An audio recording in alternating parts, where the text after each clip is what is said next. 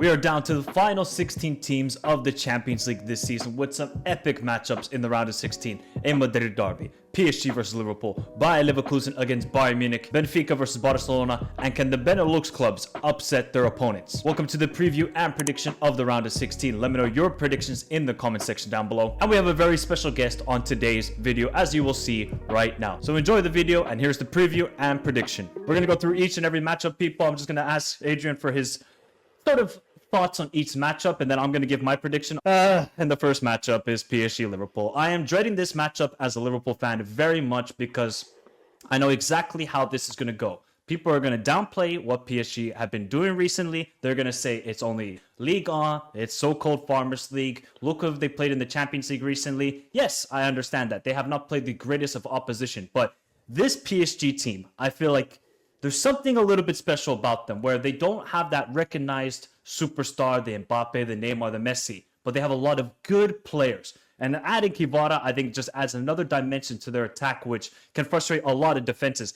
And Liverpool, I think, is so reliant right now on Salah getting the goals that I have to look at Gakpo, Diaz, Jota. I'm sorry, as you know, as a former Benfica player, I can't look at Darwin Núñez anymore. I've given up on him fully right now. Yeah, look, Benfica, if you guys want to take him back, I'll give you 30 million.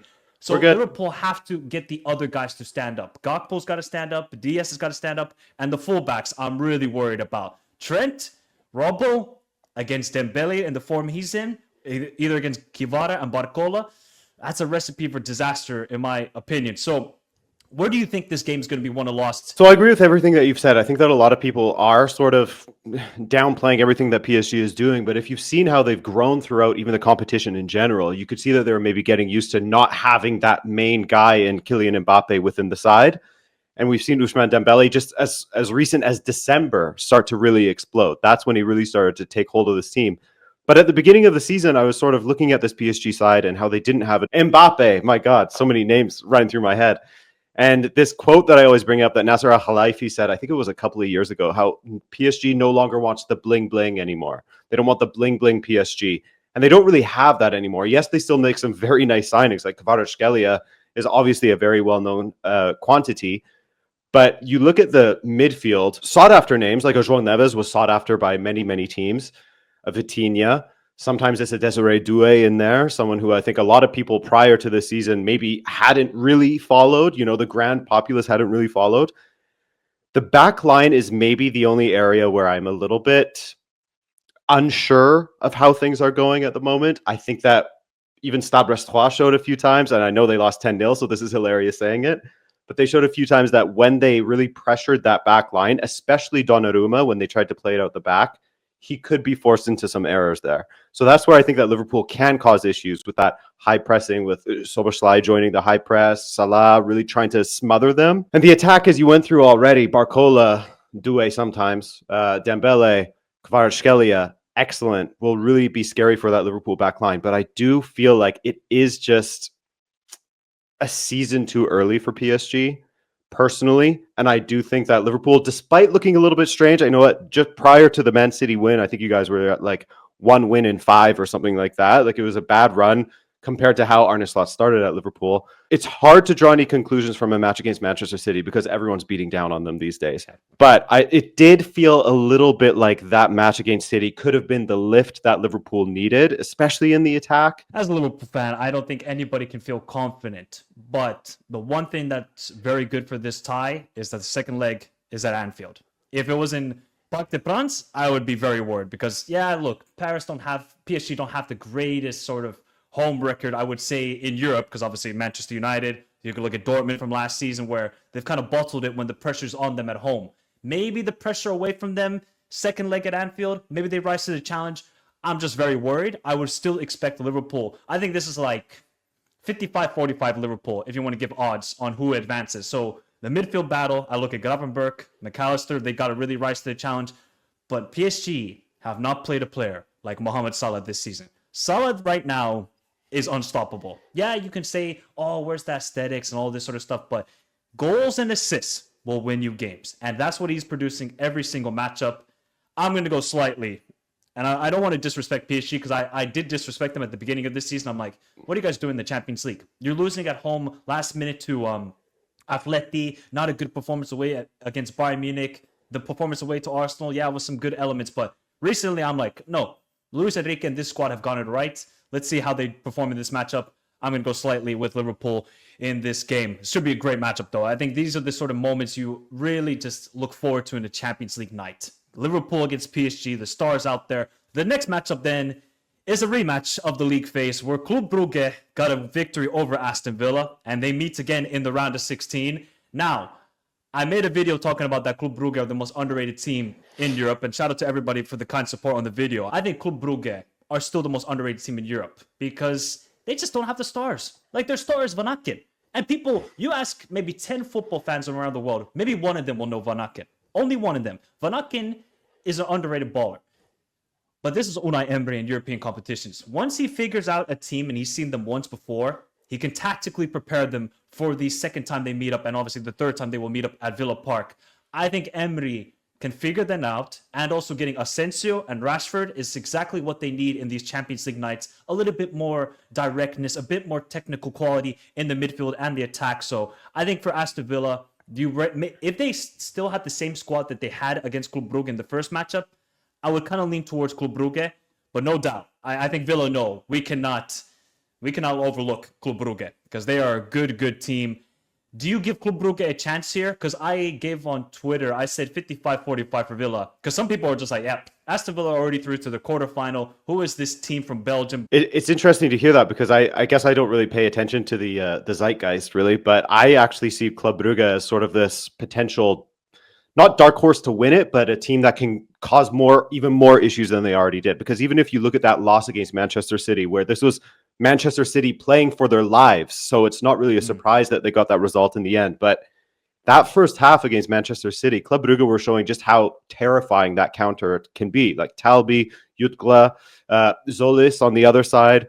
That attacking triumvirate is like one of the scariest and most efficient attacks that we've seen in this Champions League competition. They can sit back and defend. Simon Mignolet, maybe the other big name that people will have known, but they defend for their lives, and then they break out quick, and have shown that they can be super efficient in the attack. I thought that Atalanta was going to be Club Brugge. I thought that was going to be the end of the line for Club Brugge, but they continue and they continue and they continue. And they've shown at times this season where they can get on a roll of just like not losing games. I think they did 20 matches unbeaten in that first unbeaten run that they had. When you go 20 matches unbeaten, that's no fluke. And to sort of lose their way a little bit, I think they lost it. Was it Genk or no, Antwerp, I think it was domestically. I could be wrong there. And then they lost to City and we thought, maybe the wheels are coming off. But then to get that done against Gasparini's Atalanta, very impressive. So I actually lean a little bit towards Club Brugge myself. Wow. But yeah, then you got to factor in the Emery of it all. Don't know that I've seen it from him in a while. Maybe it's because he hasn't had this sort of opportunity. But I would actually, I'm still leaning a little bit more towards Club Brugge because I think that they're just too good in the attack. I just enjoy them way too much. What do you think about, though, the addition of Rashford and Asensio? Because they obviously linked up twice over the weekend against Chelsea. Do you think those additions could help in Villa? Because before it was Morgan Rogers, you would obviously get Tielemans to get the goals, but now you have another element of Rashford who maybe he's very motivated to prove a point to Manchester United. Like, hey, you guys let me go, and you guys are worse. Maybe for Asensio as well. He's let go by PSG. Both players have a point to prove, so do you think those two additions can help Villa then in this tie? I think it will help them in this tie for sure. The one thing that I would point to is that I think that Club Brugge has also improved since the last time these two played against each other. Mm-hmm. So I don't know if that totally negates Rashford and Asensio, who Asensio scored twice this past weekend, did he not? Yeah, so that's obviously very scary if you're a Club Brugge supporter. Aston Villa really went all in, didn't they? As far as I know that Daniel Malin didn't make their Champions League squad, but as far as bringing in Disasi as well, they really went all in. Now it's going to be a ton of pressure on Unai Emery to sort of get things right and make sure that all of this investment was for the right or pays off in the end. So I think that Rashford will make a bit of a difference. Asensio obviously has the quality and the experience from being at Real Madrid, and even I don't know how much stock you want to put into his time at PSG. Look, I want to also smoke the Club Brugge pack and say, hey guys, you guys are going to do it. You're going to make it to the quarterfinal. Villa just they made the right signings. If they didn't make the sufficient signings and they're just like, okay, here's Ollie Watkins and here's Morgan Rogers, and that's what we're going to go with in this Champions League tie, I would have been like, it's a bit difficult for me to say Villa are going to be favorites, but I think they made the right signings. I'm going to go slight with Aston Villa to advance to the quarterfinals, and heck, it could be an all-Premier League quarterfinal matchup between Villa and Liverpool, which would be pretty crazy to be. I can't remember the last time we've seen an all-Premier League tie in the Champions League, except for the final with Manchester City-Chelsea. So that's a thing to keep an eye on, people. Next up, then, is the Madrid derby. Is this finally going to be Atletico's time? They have never beaten Real Madrid in a Champions League tie. And they never obviously beat them in a Champions League final. Sorry, Atleti fans, I have to remind you of PTSD. Is this finally going to be the time they end it? They have a hell of a schedule coming up. Have you seen Atleti's schedule coming up? Oh my God. Yeah, I fear for every Atleti fan, because the problem for Simeone is Koke is out injured. Barrios got the red card, so in La Liga especially. So how can you rotate this team? How do you keep it fresh? Okay, you can keep the forward line fresh. What's so important for this Atleti team is the midfield working hard. If they don't have the legs against Real Madrid in a two-legged tie, because Real can obviously rest some players. They still got quality like Modric and Ceballos, where they can bring them into the starting 11. They can rest the likes of Camavinga and Valverde.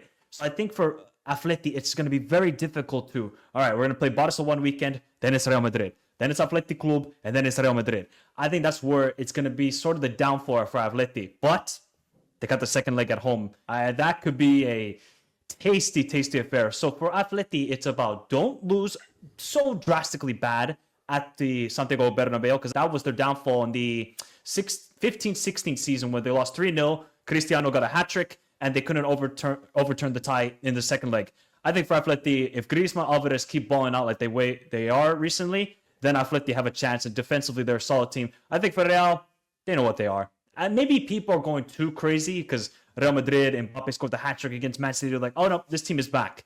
Man City are just giving everybody W's this season. So how do you think this is going to go down? Do you think Atleti finally overturn and overcome the PTSD of a Real Madrid in the Champions League? But I do think that this is going to be a scary one for them. And while I do have them winning at the Bernabeu in the first leg, that second leg, I just don't think that. I think that it could be a draw or something like that. Because it's funny, each team has fairly poor records playing away against each other. You know, it's sort of like the home team is almost not guaranteed, but often ends up winning.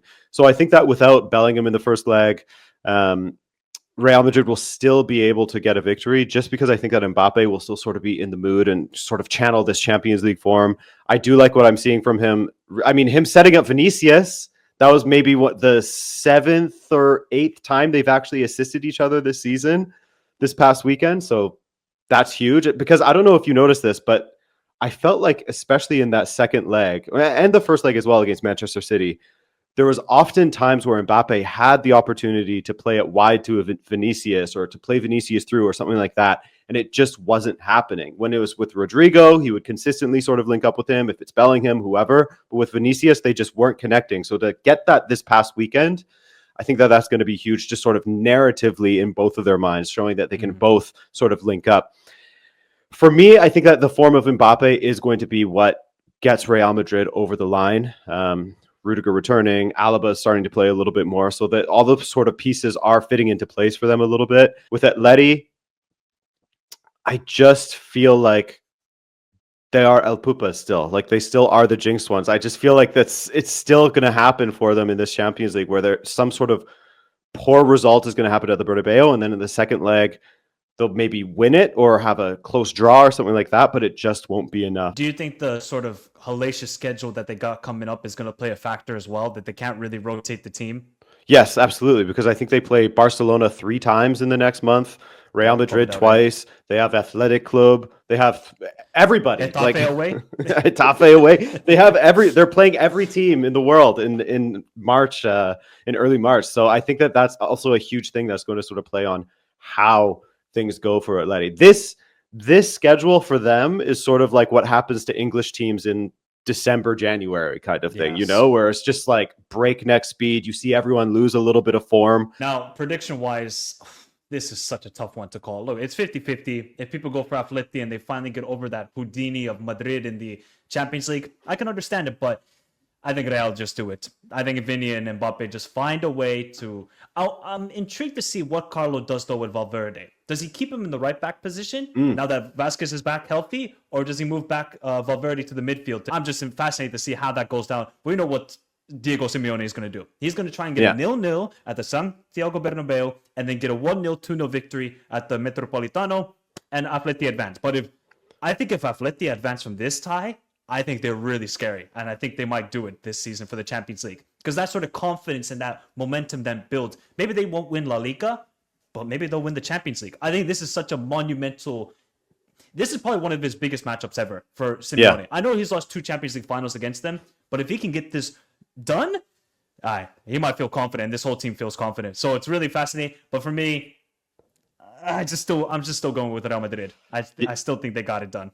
I think you're right. And I think, I said a couple of months ago how it just feels like it's sort of a Simeone season, like they're going to win something. Maybe it's Champions League. I see it more of La Liga than Champions League. I wouldn't be surprised if they crash out of the Champions League right now and then they just put all of their efforts into winning La Liga. But something that you mentioned that I completely forgot about, as much as it is a loss in the midfield of not having Fede Valverde there, I think that they have enough other quality players in the midfield that it's almost more of a benefit for him to continue at that right back role. He did get caught out a couple of times in the first leg against Manchester City, I found. Especially that first goal that Manchester... He never played the position before, so... Exactly. He played it like once or twice a couple of seasons ago or a few seasons ago, something like that. But the value that he adds as far as to their attack from that wing back or right back area is something that Real Madrid has sort of been lacking upon ever since Carvajal got injured, because Ferland Mendy doesn't help out in the attack. Fran Garcia, a little bit. But on the right side, Lucas Vasquez, not so much. I mean, the benefit that he adds going forward does not outweigh what he lacks defensively. And I think that Valverde, with his speed and everything and his sort of just overall football intelligence, makes up for that. And I think that some of those whipped balls he was playing in against Manchester City, how he can sort of launch counterattacks with his distribution, that's another thing that I think is another sort of point to Real Madrid, if Ancelotti goes with that. Yep. So it's going to be very interesting tactically. And hey, people, get the popcorn, get the sangria, get everything, because this is going to be fireworks, this matchup. We know that. Maybe it won't be like the most spectacular footballing matchup, but just drama-wise, we will be there. As Pep Guardiola says, we will be there. So yeah, Real Madrid to advance for me. Then the fourth matchup is PSV Arsenal. Maybe not the blockbuster tie of this round, but are we maybe seeing an upset here with PSV against Arsenal? Because Arsenal, I wish they had their players healthy, because I think they have a chance of going far in the Champions League. Now with no Saka, no Martinelli, no Havertz, and PSV are just such a bipolar team. I call them bipolar team, Adrian, because they're so good at home. They play this high-octane football. Peter Bosz is like, wow, this guy is a great manager. Away from home, they're frauds, in my opinion. They just don't, inability to play their style of football away from home. And we saw that away to Juventus, away to PSG, where they give up chances. And if the opposition were just more clinical, PSV could have gone really destroying those matchups. But I think PSV, you're getting an experienced player like Perisic. Heck, Perisic used to play for Tottenham, so he probably wants to do one over Arsenal in this matchup. I think for PSV, it's all about, you got to win the home tie. You have to win it by at least 2 goals to give yourself some confidence heading into the game at Emirates. But for Arsenal, it's like, who gets the goals? If it isn't Ethan Nwaneri, you're relying on Trossard maybe to create some magic. Maybe Calafiori, maybe Lewis Kelly. So that's the issue for Arsenal. I think for Arsenal, it's going to be the same thing like last season against Porto. You might lose 1-0 away, you get the home tie, and you win 1-0, and you win advance over penalties. I feel like it's going to be a similar thing here for Arsenal. I think they slightly advance. I don't think it's going to be pretty at all. And then the quarterfinal, I think they go out. Do you give PSV a chance here? I give them a chance, yes, but it's funny. I sort of said a similar thing to you in my prediction video. Is like, with Arsenal's away form being sort of shaky last season, and again in this season of the Champions League, I can't remember the matches exactly, but they didn't look spectacular going away from form. And now you subtract all the players that you mentioned, Martinelli, Saka, Gabriel Jesus as well, Havertz, like all of these guys that are just unavailable in the attack. It does make you question, are they just going to be, Stoke City again and just rely 100% on corners and set pieces and everything like that? PSV, you mentioned Perisic. They're a weird team. They're weird. They're so weird, and they looked so strong, but they've had a wobble recently in the Eredivisie, and the fact that they got past Juve, there was times where Juve were chasing shadows against them, where they looked Second so, half, so, especially. so good. Yeah, exactly. Where Perisic was looking like he was a 25-year-old once again, the way that he was playing out there. Like, one thing I will say, he's not as explosive as he used to be, but the touch that he still has is just so beautiful. I remember not even the goal that he scored, but the one that he sort of helped set up, where he, like, his first touch was with his head to play it into space, and then he played the ball across, and I think that it was De Jong missed it, but Saibari was there to put it away. The amount that he adds, I think that he can cause a lot of issues against Arsenal, but I do think that somehow, some way, Arsenal are going to get through, whether it's like a crazy out of this world Declan Rice goal that comes from nothing, or, you know, shootouts like you said. I think that somehow Arsenal will make it through, and then maybe in the next round with Saka returning or something like that, they'll look a little bit better going forward. But I think that this one is just going to have to be like a sit back and let's play ugly and try to make this happen kind of thing. Yeah, this matchup is really just about, for Arsenal, grind it out. You just gotta somehow, some way, willingly just get it over the line. Now, obviously, Premier League people say it's done. It's not done yet, people, mathematically. They're out of the FA Cup. They're out of the League Cup. So this is really it for Arsenal if they want to salvage anything from this season. Otherwise, people would say it's another underperforming season for Arsenal. I think they have enough, though, against PSV. I just can't trust PSV. I can't. Sorry, PSV fans. I love the style of football you play, and I love Saibari. I love Noah Lang. Luke de Jong still doing his thing at his age, but it's just, if you can get a 2-0 win at home, then I would feel confident. Then I feel like, okay, you can defend a little bit better away at the Emirates because they don't really have an attack Arsenal, and you can hit them with the counterattack. But if you win by 1 goal, if you draw at home, the tie's done for me. But yeah, Arsenal advanced just slightly to the quarterfinals. I don't know if you want to stay for this matchup, but it is Benfica versus Barcelona, which was probably the game of the season. Not football quality-wise, but just chaoticness. It's just absurd. It was like an ayahuasca trip, was that Benfica-Barcelona game, because it was 4-2 for Benfica. Then somehow Rafinha won at the end. I don't know how this is going to go down, because you know what's funny about Benfica? You guys are the most chaotic team in the Champions League this season. You have had some crazy games. The Monaco games, the Feyenoord game as well. You beat Atleti 4-0 at home. You lose to Feyenoord at home. Then you obviously had the crazy game against Barcelona. I think for Barca, it's just about play your game. You have the quality to overcome this Benfica side, who... Benfica are a weird team. Ever since you dropped that video, by the way, with Bruno Lage and the president Rui Costa about all this sort of talk about, oh, you should be playing these guys because we have to sell them on. Ever since that whole fiasco, Benfica are unbeaten. I think they've won every game. So I don't know what to expect with this matchup, because I feel like Benfica have the players. I don't know about the with Di Maria's status for this matchup, because obviously he's coming back from a hamstring. I think he might be missing at least the first leg. We'll see if Di Maria is fit for that second leg. He might be very influential, because we know he loves a big game. I still think Barca have too much quality, though. They just have too much attacking firepower with Lamine Yamal, Rafinha, Pedri, with the way he's playing. Yeah, Benfica might score goals, because probably this has turned into Mitroglou 2.0 for Benfica. I think it's going to be a chaotic games, but Barcelona to advance. Do you give your side a chance? And why is Pavlidis now so good? Because he was not good at the beginning of the season. No, he was definitely getting flop accusations at the beginning of the season, and lately it just seems like he's settled now, and not even just his goal scoring touch, which he was erring on everything, just like had some bad luck as well. But now he's just playing confidently, and the way that he's setting up other players as well has been fantastic. I think he has 10 goals in his last 10, as well as 4 assists. Also, like that assist that he got against Monaco for Aktoglu, the way he just sort of took on the player to the outside and then hit that low curling drive across the box that Aktoglu could put in. Beautiful stuff. So I give us a chance, especially with Pavlidis in this kind of form, because he just seems to be finding the net and finding goals. However, I also give us a chance because we showed against Barcelona. Yes, there was a couple of insane, like you said, ayahuasca trip-esque goals, like the one where Szczesny clatters Balde is just like, what's going on here? So there are opportunities, but I do think that we also tactically, Bruno Lage set us up very well in order to exploit that high line, and we were getting opportunities in behind quite often. We could have had far more goals if our finishing was on. Frederic Orsnes, I remember, had a really great chance from the middle. Di Maria is important, but I don't mind the setup that we have currently with Sjelderup, Pavlidis, and then Aktoglu playing on the right instead of Di Maria. I think that the most important player that potentially could be out for this one at least the first leg. Maybe he'll be back. I don't know. Is Florentino, because our midfield and our back line without Florentino just gets exposed. I do not feel confident with Otamendi and Antonio Silva or whoever else it may be in that position as well. Our right back, we're screwed now. Alexander Bob blew his ACL, so we don't have a right back. So it's the defense and whether Florentino will be there that really makes me nervous.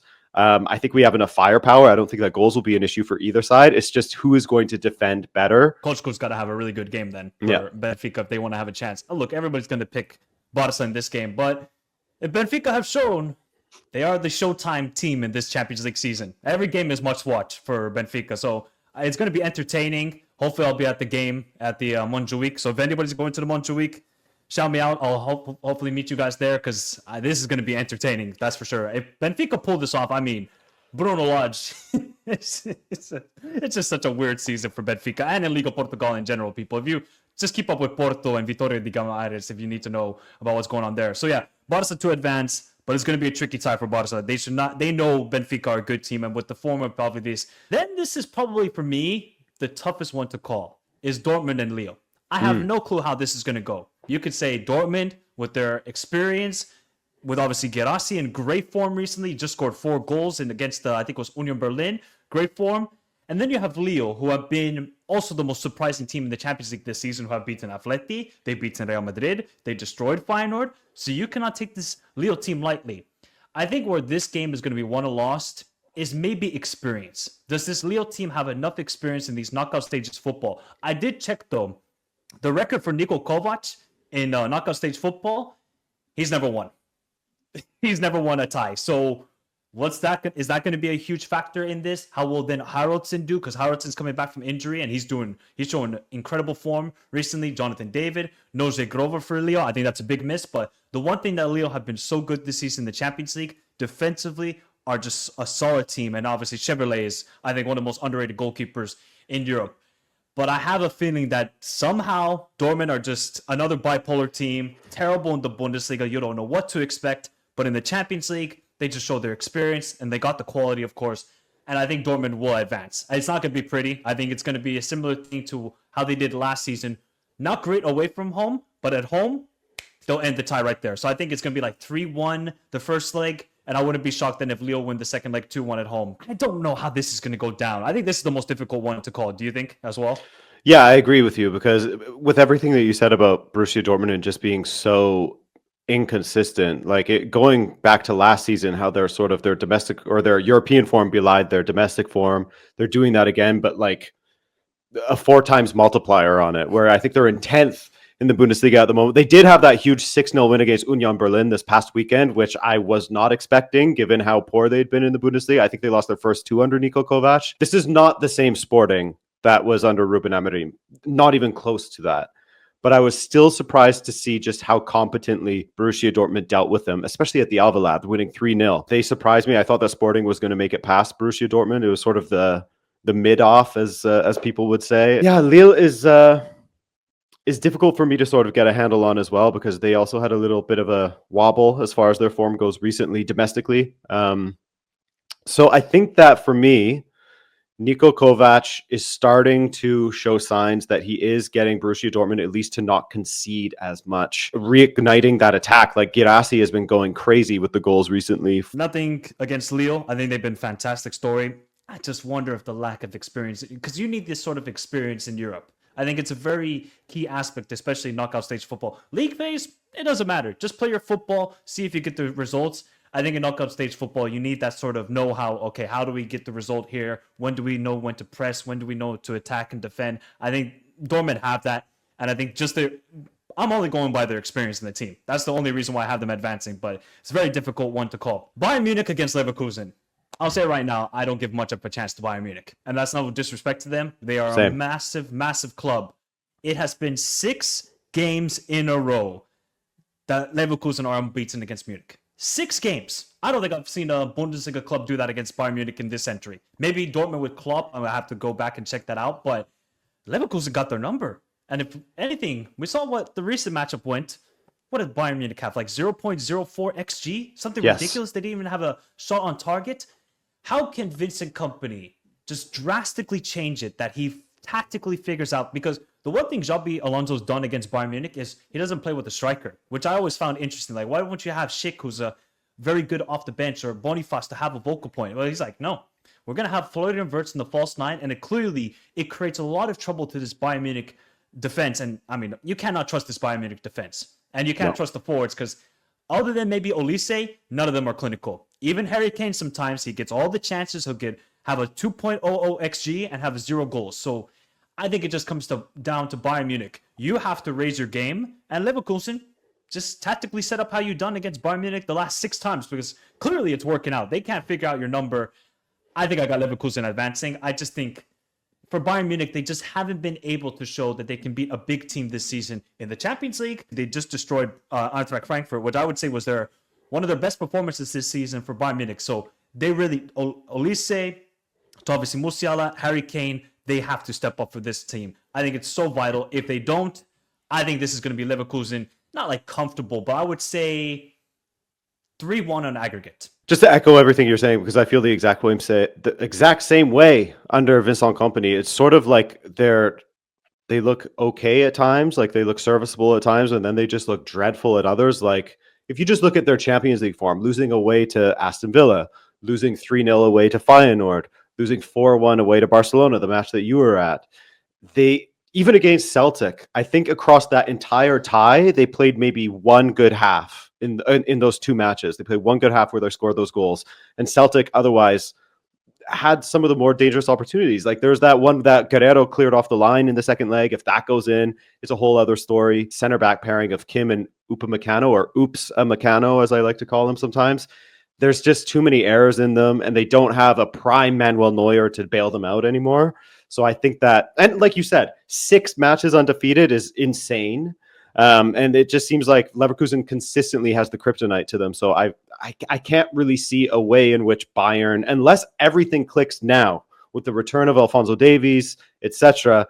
If everything clicks now immediately and there's a huge change, and this match against Eintracht Frankfurt was sort of the harbinger of what's to come for Bayern Munich, that's the only way I can see them getting past Leverkusen. But they still have to turn back a lot of progress that Xabi Alonso has made with this Leverkusen side as far as locking out Bayern Munich. Pretty crazy that people would go with Leverkusen, not quite comfortably, but saying, hey, we're quite comfortable saying that Leverkusen will advance past Bayern Munich, of all teams. Bayern Munich, the great Bayern Munich. But it's just been a weird season for Kompany. I think this is a big game for Kompany. He has to prove now to the Bayern board and to the Bayern fans that he can beat a big team in the Champions League this season. Because if he doesn't, heading into next season, because they're most likely going to win the Bundesliga, heading into next season, it could just be another case like Xavi. Okay, Xavi, you won the La Liga, but you never proved it against a big team in the Champions League. And what happened to Xavi? He got sacked. Could happen the same thing to Vincent Kompany. So I think this is a big sort of moment in his career. This could be a turning point of his managerial career. Will it happen? I just think Leverkusen, they just got them figured out. I think Xhaka and Wirtz, and they just know how to play against this Bayern Munich team. And then the final matchup, it is Feyenoord against Inter, where on paper you kind of say it should be Inter, and I'm going to give Feyenoord like a 20% chance to advance. I think they, not would say lucky, but they were up against a Milan team that we can clearly see they're just so poor. They're very poor this season. Too much inconsistency. If Feyenoord pulled this off, I think it would be a massive upset. I really do, because they're dealing with so much injuries. And now we have the added case that Robert Van Persie will be managing into the Champions League. So we got Vincent Kompany, Van Persie. What other stars from like the mid-2000s, early 2010s now will be managing in the Champions League? I think for Van Persie, this is like you're in your first managerial season. You've been with Heerenveen, and now you go to the Champions League up against Inzaghi, of all managers. That's a tough test. I think for Feyenoord, if they can pull this off, kudos to them. Inter, they haven't looked the greatest. And I think for Feyenoord, it's the same thing against Milan. Win the home tie and just survive at the San Siro. I think that's going to be the case. But look, Feyenoord play with so much energy and heart that if they can do this, at this point, I'll just say they make the final. Because if you can knock out this Inter team, like they're so good defensively, Inter. Maybe not in the Serie A, because they have shown, well, okay, we're going to concede 4 here against Juve. We're going to concede against Milan. But the Champions League, they've only conceded 1 goal. And I think that's going to continue because Acerbi is back, who's a very key leader in the defense. I mean, do you give Feyenoord a chance here? I'm not trying to disrespect Feyenoord. I think they've been fantastic, knocking out Milan and doing well against Bayern Munich at home. But Now it's Inter, who are a very structured team and have the know-how in knockout stage football. Doing a similar thing where I'm trying to find reasons to believe in them. Like you said, Inter is conceding more. They've conceded twice as much at this point this season than they did last season. Last season they were only at 12 conceded. Now they're at 24 in Serie A. You look at Feyenoord and how they had that comeback against Manchester City where they tied it 3-3 after being 3-0 down. Reasons to believe that they do have it in them when it comes to counterattacking and looking good. But it's just like you said, it's Robin van Persie getting thrown into the deep end against one of the best cup competition coaches you could ever come up against. And an Inter side that has this experience of making decent runs in this competition, of winning cup competitions in Italy. Against Milan, they really, really benefited from Theo Hernandez diving and getting that second yellow, because prior to that, you did see moments from them where Haj Musa does look dangerous going down the right. Igor Paixão, you can never sort of sleep on him. He's very dangerous with his deliveries into the box and everything. But they had a lot of luck with Mike Mignon making that mistake in the first leg, that red card. I don't know. It's difficult because, like you said, you don't want to disrespect Feyenoord, but up against this Inter side, even with some of their deficiencies this season, it's really difficult to find reasons to believe that Feyenoord will be able to overcome them, especially injury-riddled like that. If they do make it past Inter, I'll be very excited because that's just, another team that you can sort of watch and enjoy, sort of like a Club Brugge or something with these going beyond expectations. But I can't see it. I can't see it against Inter. I can't see it either. But Feyenoord fans, believe. That's all I got to say. Just believe. That's all you got right now. Believe, and maybe you can pull off one of the biggest upsets I've seen in recent time in Champions League, because I think this would be a big upset if they do it. Thank you to Rabona TV for joining me on today's video. And of course, if you haven't subscribed to Rabona TV, you're living under a rock. Go check his channel in the description down below. Let me know your predictions, thoughts, all sorts of feelings in the comments down below. Remember to hit the like button, subscribe to the channel if you're new around here. And remember, we'll be doing match reactions, watch alongs on Big Up, all the Champions League content you desire. Remember to follow me on all the socials. You can find those links in the description down below. But have a beautiful day. Stay safe in this crazy world. Till next time. Adios.